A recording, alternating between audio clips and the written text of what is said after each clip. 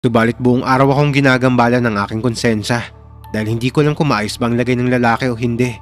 Kinabukasan ay pinuntahan ko ang aking tambayan. Buong akala ko ay hindi ko naman dadatnan ng lalaking to, pero nakita ko pa rin siyang nakahiga sa may papag.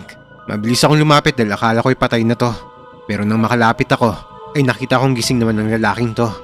Gising ka na pala, pre. Kami ng aking amang gumamot sa sugat mo. Oh, eto, kumain ka muna. Ibinigay ko sa kanya ang baon kong nilagang kamote at tubig. Kapag nangangaso kasi ako sa gubat, ay nagbabaon ako ng pagkain. Halatang gutom na gutom ang lalaking to dahil mabilis nitong naubos ang pagkain at tubig ko. Anong pangalan mo, pre? Donato. Ako nga pala si Efren. Pasensya ka na pala dahil ako'y nakatama ng sumpak sa braso mo. Ayos lang. Hindi naman ito yung malalang sugat ko. Ano nga palang nangyari sa'yo? Pwede ko bang malaman?